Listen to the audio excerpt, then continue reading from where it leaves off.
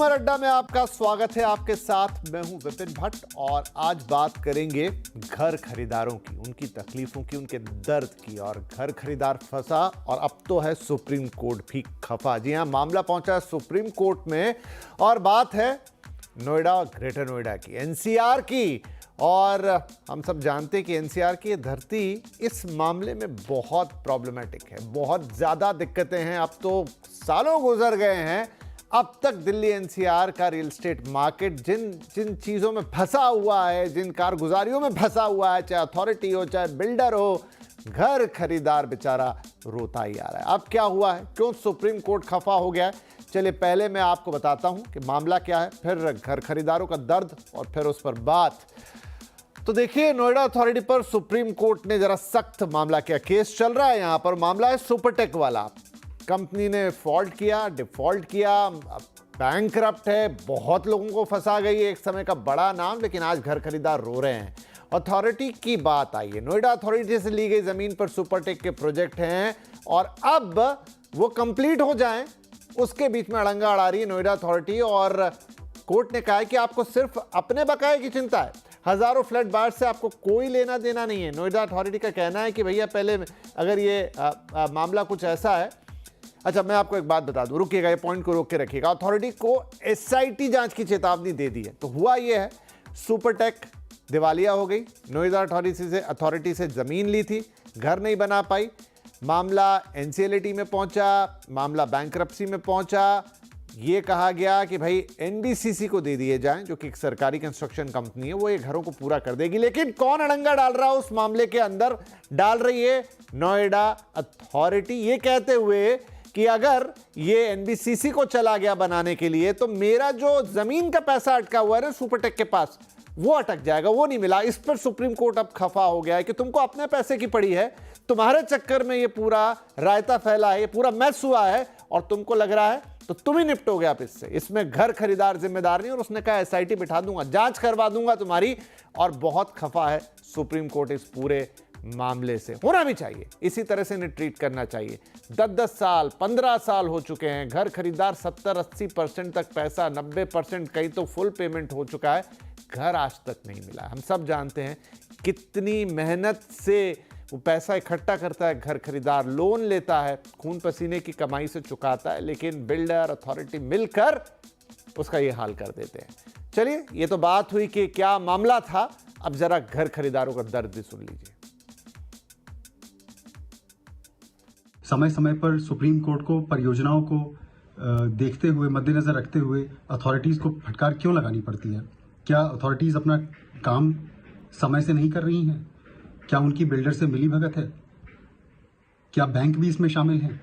इस तरीके के सवाल उठकर खड़े होते हैं। लेकिन इन सवालों के बीच में जो पिसता है वो एक मामूली होम बायर है। हमें उम्मीद है कि सुप्रीम कोर्ट हमें न्याय करेगी और एनबीसीसी को ही ये अवार्ड करेगी और सुपरटेक को और उसके चोर पार्टियों को पूरे सीन से बाहर करेगी। सुपरटेक और भी कोई भी प्राइवेट बिल्डर इतने बड़े लेवल पे हमें कोई रिलीफ नहीं दे सकता। जो एनबीसीसी को देने की बात है या कोई और एजेंसी जिसे सुप्रीम कोर्ट अच्छा समझता है, उसे एक सीमा में बांधते हुए, एक सीमा अवधि के भीतर में काम करने के लिए कम से कम आदेश दिया जाए या उन्हें कहा जाए। तो ये तो मात्र 3 लोगों की आवाज हमने आप तक पहुंचाई, उनका दर्द आपको सुनाया, लेकिन ऐसे हजारों, 40,000 से ज्यादा घर खरीदार हैं जो सिर्फ ये पर्टिकुलर 16 जो उनके प्रोजेक्ट हैं उनमें फंसे हुए हैं सुपरटेक के। और ऐसे न जाने कितने और प्रोजेक्ट और कितनी प्रॉब्लम्स। अमिताभ कांत कमेटी बन गई, उसने उपाय दे दिए, रेरा आ गया, हुआ कुछ भी नहीं, वही ढाक के 3 पात। खैर, आज इस चर्चा को थोड़ा और आगे बढ़ाते हैं। आज हमारे साथ कार्यक्रम में हम शामिल कर रहे हैं सुप्रीम कोर्ट के वकील विराग गुप्ता साहब को, रेरा सेंट्रल एडवाइजरी काउंसिल के सदस्य अभय उपाध्याय साहब जुड़ेंगे और federation of apartments owner association Uttar Pradesh के फाउंडर अभय कुमार हमारे साथ हैं। अभय जी, हजारों बार हमारी बात हो चुकी है इस मामले में, आपने न जाने कितने आर्टिकल लिख दिए, कहाँ कहाँ छप गए, कितनी बार टीवी पे बात हो गई, लेकिन बात वहीं की वहीं। मुझे तो लग रहा है सुप्रीम कोर्ट भी उठा है, एसआईटी बैठेगी, लेकिन पता नहीं ये नोएडा अथॉरिटी, बिल्डर्स, कुछ होना जाना नहीं है किसी का। जी माफ कीजिए, हाँ जी, आलोक जी आपसे सवाल। जी नहीं, विपिन जी, कितनी बार आपके साथ शो कर लिए, मुझे लग रहा है कई साल से करते आ रहे हैं हम लोग इस टॉपिक पे, रियल एस्टेट को लेके। मुझे तो यही लग रहा है आज अथॉरिटी और रेरा जब सोच के रेरा को लाया गया था। मतलब मुझे तो कई बार रेरा में जाकर और रेरा के पे केस फाइल कर कर मेरे खुद के केस कई बार फाइल हुए। लास्ट में मैंने कहा कि भाई छोड़ दो, रेरा माफ कर दो, हम बिल्डर के साथ बैठ के कुछ समझौता कर लेते हैं, कुछ ना कुछ तो बिल्डर कर देगा, खत्म हो, किसी तरह से जगह मिल जाए। मतलब रेरा का हाल भी ऐसा कर दिया है लोगों ने। पीछे राजीव सर थे तो, लेकिन नए लोग आए, उसके बाद से और भी खराब हालत हो गई है। अब आदमी यहाँ अपील में फाइल करता है, लखनऊ जाता है, लड़ाई लगता है कि जैसे पहले नहीं होती थी कि लड़ाई चल रहा है, पिताजी शुरू किए तो बेटा को मिलेगा फ्लैट, मतलब जमीन, उस तरह की लड़ाई हो गई है रेरा में कि आप शुरू करो और पता नहीं कई साल बाद अब लखनऊ से जीतो और फिर उसके बाद भी नहीं माना तो फिर आप हाई कोर्ट जाओ और फिर जाकर लो। तो एक अनंत लड़ाई की शुरुआत है रेरा भी। जो रेरा जिस सोच के बनाया गया था वो पूरी तरीके से कोलैप्स है। और रही बात यहाँ अथॉरिटी की, डेवलपमेंट अथॉरिटी तो राजा की तरह बिहेव करता है।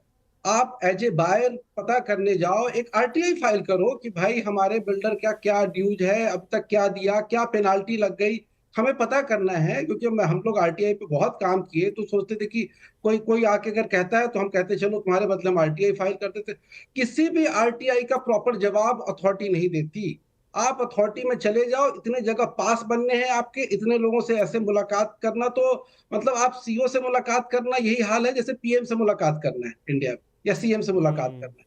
मतलब योगी जी और मोदी जी ईमानदार होंगे, अथॉरिटी का हाल तो ऐसा बेहाल है कि आम पब्लिक उसके सामने कुछ नहीं है, कोई मतलब नहीं है। बिल्डर की गाड़ी भले आके पोर्च में लग जाए उसकी मर्सिडीज और वो ऊपर डायरेक्ट चला जाए बिना उससे, लेकिन हम लोगों के लिए तो इतनी तरह के पासेस बनाने, और आप पहले उनसे मिलो, पहले फलाने सेक्शन में जाके उस क्लर्क से मिलो, फिर सेक्शन ऑफिसर से मिलो, फिर जाकर ओएसडी से मिलो, और ओएसडी साहब भी मिलने के बाद उनका इस तरह का रवैया रहता है कि वो सोचते हैं कि पता नहीं हम कितने बड़े ऑफिसर हैं और ये यही काम थोड़ी है मेरा कि हम हमेशा फ्लैट बायर से ही मिलते रहें।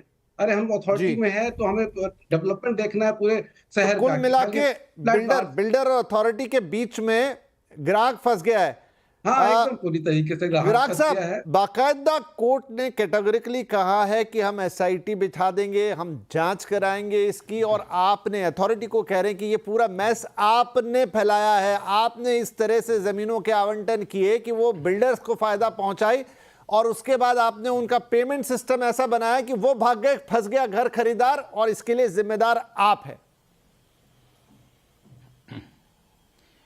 विपिन जी, जो आप बात कर रहे हैं इसको पिछले 4-5 सालों के कई घटनाक्रम से जोड़कर देखा जाए तो पूरी तस्वीर साफ हो जाती है। एसआईटी की जरूरत नहीं है। दिक्कत ये होती है कि कई मसले अलग अलग प्लेटफॉर्म में आते हैं और उनको एक साथ जोड़ के पूरी पिक्चर सामने नहीं लाई जाती है। एक सीएजी की रिपोर्ट आई है उत्तर प्रदेश में, नोएडा और ग्रेटर नोएडा के बारे में, और उस सीएजी की रिपोर्ट में बताया गया है कि 2005 से 2018 के बीच में जो अलॉटमेंट हुए थे कॉमर्शियल प्लॉट के, 80% अलॉटमेंट सिर्फ 3 कंपनियों को किए गए थे, सिर्फ 3 कंपनियों को।